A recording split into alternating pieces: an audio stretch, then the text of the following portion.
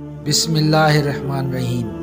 ایک سبق آموز تحریر۔ ایک دفعہ یہ اعلان ہوا، جو آدمی پریشان ہے وہ فلاں میدان میں آ جائے، جس چیز سے پریشان ہے اس کو وہاں رکھ دے، اس کا متبادلہ یعنی جس چیز کو اچھا سمجھتا ہو اٹھا لے۔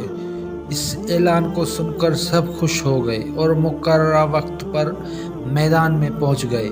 ایک آدمی شادی شدہ تھا، بیوی سے تنگ تھا، بیوی کو چھوڑ آیا۔ ایک کنوارا تھا، وہ بیوی کے بغیر ادھورا تھا، وہ بیوی کو لے کر آ گیا۔ ایک کی اولاد نافرمان تھی، وہ اسے چھوڑ آیا۔ دوسرے کی اولاد نہیں تھی اور وہ اولاد لے کر آ گیا۔ ایک آدمی ٹی بی کا مریض تھا، وہ ٹی بی چھوڑ آیا اور شوگر لے آیا۔ اور دوسرا آدمی شوگر کا مریض تھا، وہ شوگر چھوڑ آیا اور ٹی بی لے آیا۔ اس طرح سب خوشی خوشی واپس آ گئے۔ اگلے دن شادی شدہ جو بیوی کو چھوڑ آیا تھا گھر آیا، نہ کوئی کھانا پکا کر دینے والا اور نہ کوئی بستر بچھا کر دینے والا، تو کہنے لگا جیسی بھی تھی چلو خدمت تو کرتی تھی۔ جو غیر شادی شدہ تھا بیوی لے آیا، اس نے آتے ساتھ ہی کہا یہ لے آؤ وہ لے آؤ، ایک لمبی لسٹ تھما دی، سارے پیسے خرچ ہو گئے، جیب خالی ہو گئی۔ کہنے لگا میں تو بغیر شادی کے ہی ٹھیک تھا۔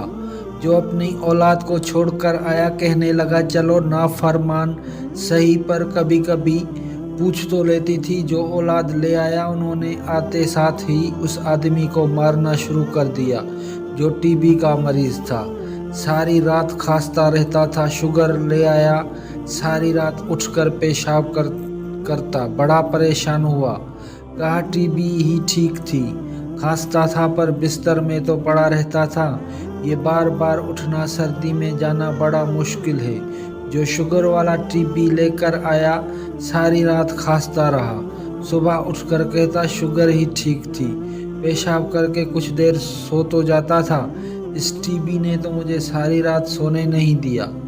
بے شک انسان ناشکرا واقع ہوا ہے۔ یاد رکھیے، اندھا دنیا کو دیکھنے کے لیے، لنگڑا چلنے کے لیے، بہرا سننے کے لیے اور گونگا بولنے کے لیے تمنا کرتا ہے، اور تم دیکھتے، بولتے، سنتے اور چلتے ہو تو کون سی چیز تمہیں رب کا شکر بجانے سے روکتی ہے؟ اللہ تعالیٰ کے ایک احسانوں میں سب سے بڑا احسان یہ بھی ہے کہ اس نے تمہیں مکمل بنایا ہے، اور اس نے تمہارے لیے جو بھی چنا ہے وہ بہتر جانتا ہے۔